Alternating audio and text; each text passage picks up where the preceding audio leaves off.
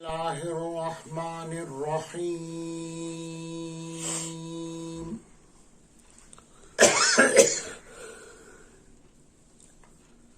الحمد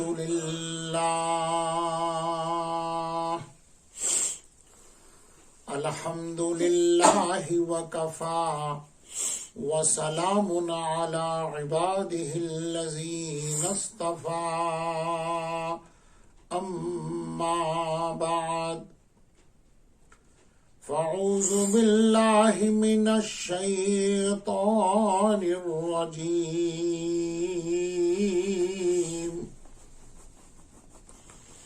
بسم الله الرحمن الرحيم لقد من الله على المؤمنين إذ بعث فيهم رسولا سبحان ربك رب العزة عما يصفون وسلام على المرسلين والحمد لله رب العالمين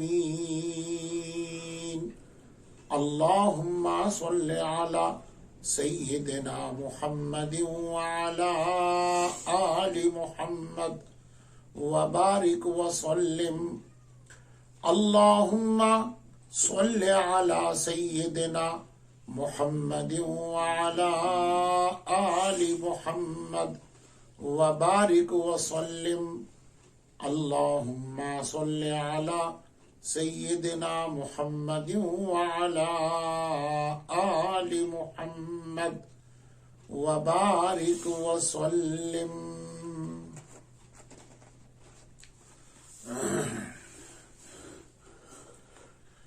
سیرت طیبہ کا ایک بہت بڑا عنوان جو خاص الخاص ہے، آپ صلی اللہ علیہ وسلم کے زندگی مبارک، آمد مبارک، بعثت مبارک کا ایک بہت بڑا مقصد ہے۔ ولادت مبارکہ سے لے کر وفات شریف تک ساری زندگی آپ ٹٹولیں، کھنگالیں، دیکھیں تو یہ نبوت مبارکہ سے لے کر وفات مبارک تک کی زندگی، یہ ہمارے لیے صرف لائق ہدایت نہیں، صرف لائق عبرت نہیں، بلکہ لکھ لیجئے دل کی تختی پر، لائق اتباع بھی ہے، لائق اطاعت بھی ہے، اور لائق غلامی بھی ہے، اور ایسی لائق ہے کہ موت کی آخری گھڑی تک آپ کی غلامی کے بغیر چارے کار نہیں ہے۔ یہ آپ کی 23 سالہ زندگی ہے، جس چیز میں انسانوں کو، امت کو، مرد عورتوں کو، اشرف المخلوقات کو بندھن میں باندھا گیا ہے، وہ یہیں سے شروع ہوتی ہے۔ نبوت مبارکہ سے لے کر وفات مبارک تک قرآن کا اترنا، قرآن کا بھیجنا، صاحب قرآن کے ساتھ، یہی مقصد زندگی ہے، یہی مقصد پروردگار ہے، یہی مقصد ایمان ہے، یہی مقصد بندگی ہے۔ ان چھوٹوں جملوں اور اشاروں میں آپ سب سمجھ گئے ہوں گے کہ یہ نبوت مبارکہ کی زندگی شروعات ہے، پہلا سبق ہے۔ ہر سبق کو، ہر عنوان کو، ہر مضمون کو، ہر سطر کو، ہر مصرے کو، ہر حروف کو ہم کو ہدایت کی نگاہ سے صرف دیکھنا نہیں بلکہ اس سے ہدایت لینا بھی ہے، عبرت لینا بھی ہے، سبق لینا بھی ہے۔ یہی ہمارے اوپر فرض عین ہے۔ آپ کی پہلی زندگی سمجھ لیجئے وہ ایک تتمہ تھا، وہ ایک تعریف تھی، وہ ایک تمہید تھی، وہ ایک لگن، چاہت اور پیاس تھی۔ اب یہ اصل چیز ہے۔ اس لیے تمام سننے والوں سے آج بھی، کل بھی، پرسوں بھی ایک درخواست یہ ہے، گزارش یہ ہے کہ ان سارے مضامین کو جو نبوت مبارکہ سے چل رہے ہیں، اس مضمون کو، اس بیان کو، اس کلپ کو، اس تقریر کو ایک بار نہیں، دن میں کم سے کم 5 سے 7 بار سنیے۔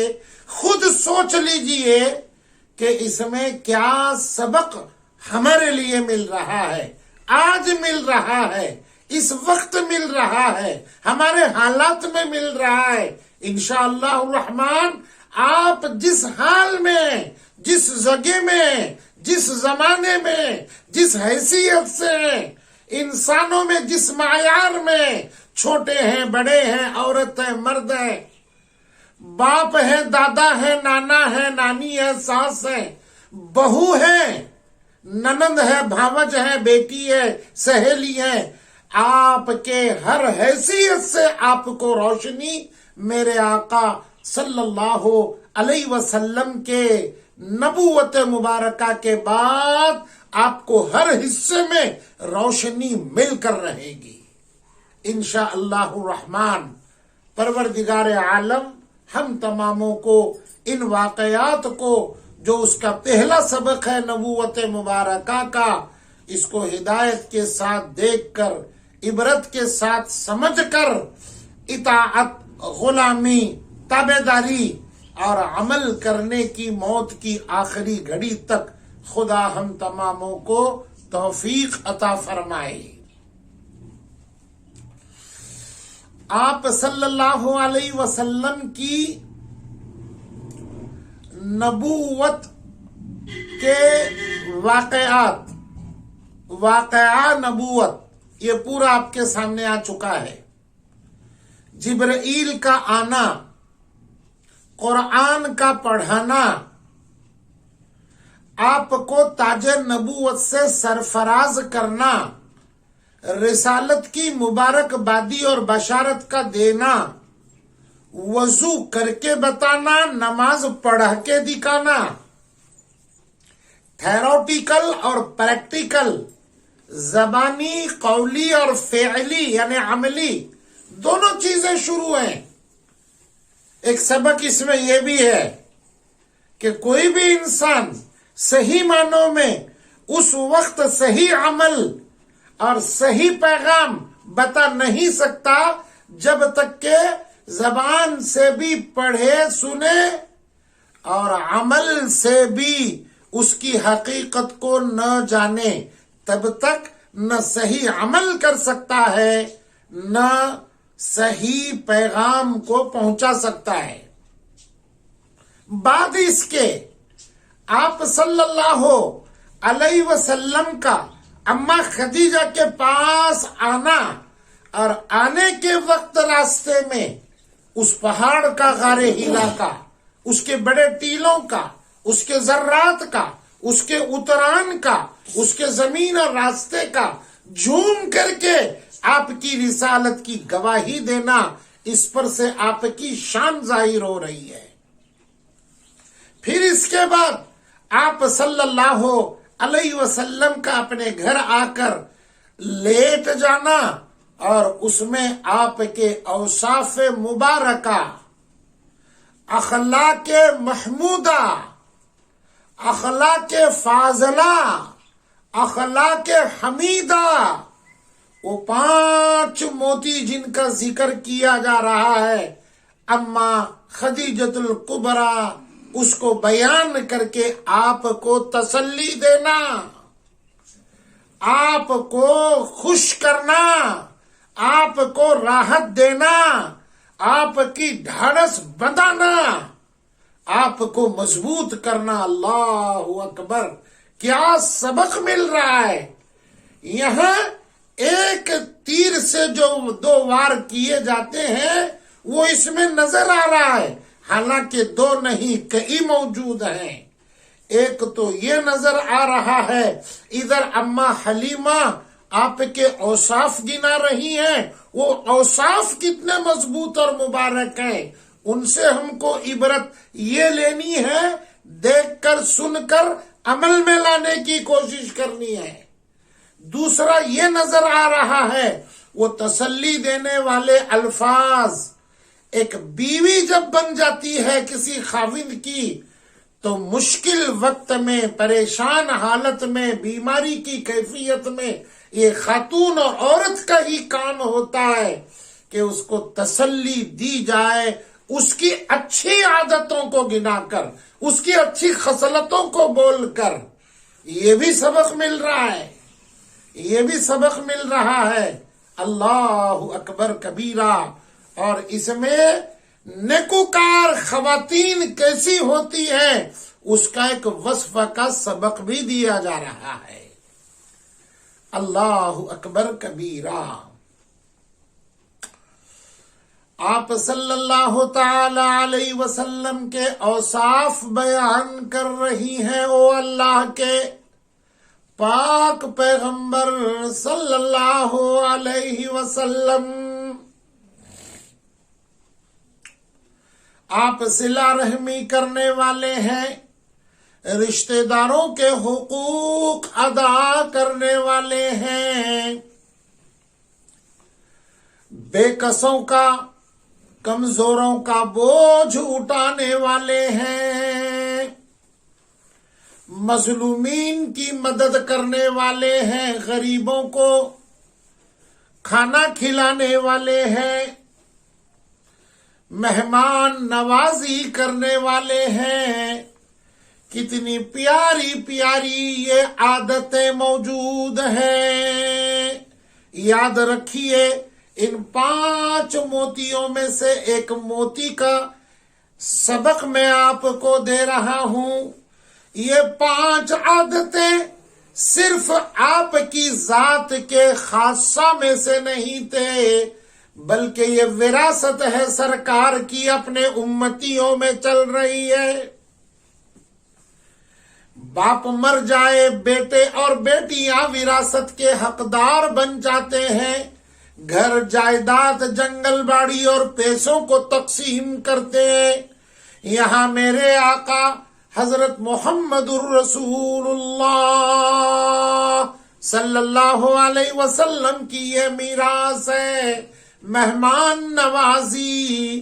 صرف یہ نہیں اپنا باپ آ جائے، اپنی اماں آ جائے، اپنا بھائی آ جائے، اپنا رشتہ دار آ جائے، اپنے خاوند کے دوست احباب آ جائیں، کنبے قبیلے کا کوئی آدمی آ جائے، پڑوسی کا کوئی آدمی دور اپنے مکان میں کا آ جائے، مہمان بن کر کے آ جائے، قرآن کا حافظ آ جائے، علم کا عالم آ جائے، مسجد کا امام اور مؤذن آ جائے، دینی خدمت کرنے والے آ جائیں، تو ان کی مہمان نوازی میں ذرہ برابر کمی نہیں آنا چاہیے۔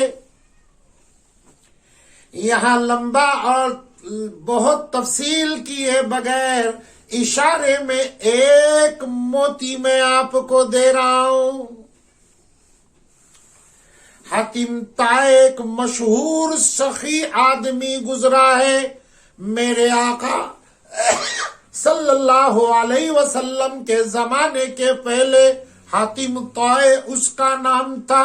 اس کا پوتا ایک مرتبہ سیدہ حسین کے ساتھ گفتگو کرتے ہوئے بیٹھ گیا۔ مدینہ منورہ ہے، حضرت حسین رضی اللہ تعالی عنہ کے دوست ہیں، حتیم طائی کے پوتے۔ حتیم طائی کہنے لگے حسین سے، میرے دادا اتنے سخی تھے، اتنے مہمان نواز تھے، اتنے ضرورت مندوں کا خیال کرنے والے تھے۔ اپنے محل کے باہر سرائے میں ایک بہت بڑا ہال بنا کے رکھا تھا، اس کے 10 دروازے تھے۔ ایک دروازہ دوائیوں کا تھا، ایک دروازہ کپڑے کا تھا، ایک دروازہ خوراک کا تھا، ایک دروازہ پیسوں کا تھا، ایک دروازہ زندگانی کی فلاں ضرورتوں کا تھا۔ سائل آئے، ضرورت مند آئے، جس کو جو ضرورت ہو اس دروازے سے وہ چیز لے کر چلے جائے۔ حتیم طائی کے پوتے کہہ رہے ہیں حسین سے کہ میرے دادا اتنے سخی تھے، ہال میں 10 دروازے لگاتے تھے، لائن لگتی تھی ہر دروازے پر، اور اپنی اپنی ضرورتیں لے لیتے تھے۔ حسین چونک گئے۔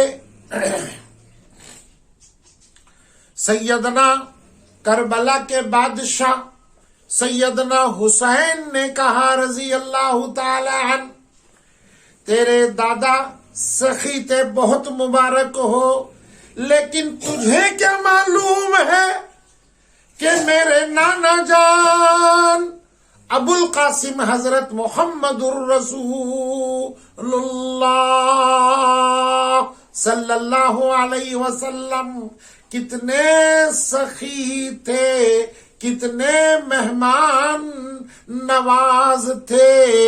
ایک ہی دروازہ تھا میرے نانا کا صلی اللہ علیہ وسلم، ہر قسم کا ضرورت مند ایک ہی دروازے سے آتا، ساری ضرورتیں اس کے ایک دروازے سے پوری ہوتی۔ تمہارے دادا کی طرح کسی کو کپڑے چاہیے، روشن بھی چاہیے، کچھ پیسے بھی چاہیے، 3 جگہ اس کو لائن لگانے کی ضرورت نہ پڑتی صلی اللہ علیہ وسلم۔ اللہم صلی علی سیدنا محمد وعلی آل محمد وبارک وسلم۔ میں اپنی بات کو یہاں پر سمیٹ رہا ہوں یہ بول کر کے کہ واقعات کے ساتھ ساتھ اپنی طالب علمانہ حیثیت سے میں آپ کو سبق اور ہدایت بھی دے رہا ہوں کہ اس سے کیا سبق ہم کو مل رہا ہے۔ ان 5 اوصاف کو میں پورا تفصیل سے تو نہیں بولا، اشاروں سے آپ کو بول دیا ہوں، آپ سارے سمجھدار ہیں۔ سب سے پہلے تو کوشش ان عادتوں کو اختیار کرنے کی لیجیے، یاد رکھیے یہ ایسا ویسا سرسری مسئلہ نہیں، یہ وراثت ہے میرے سرکار کی، ہر امتی حقدار ہے، ہر امتی کو اس میراث میں حصہ لینا ہے۔ عمل کے میدان میں جو آگے بڑھا وہ اس نے حصہ پا لیا، اس لیے کوشش کیجیے۔ اس کے بعد آئندہ مجلس کے اندر انشاءاللہ الرحمن دوسری ہدایت کہ اما خدیجۃ الکبریٰ رضی اللہ تعالی عنہا نے جو آپ کو تسلی دی، اس کے بعد کیا ہو گیا، اما خدیجہ کے کیا صفت ہم کو ملتی ہے، اور پھر ہم کو اس میں کیا عبرت ملتی ہے، کل کی مجلس میں آپ کے سامنے پیش ہوگا۔ میں دعا کے ساتھ آپ سے الگ ہوتا ہوں۔ پروردگار عالم آپ صلی اللہ علیہ وسلم کی زندگی سے پوری ہدایت، عبرت، چاہت، محبت، تابعداری اور غلامی کا سبق پڑھ کر کے زندگی گزارنے کی خدا توفیق عطا فرمائے۔ وآخر الدعوانا ان الحمد للہ رب العالمین۔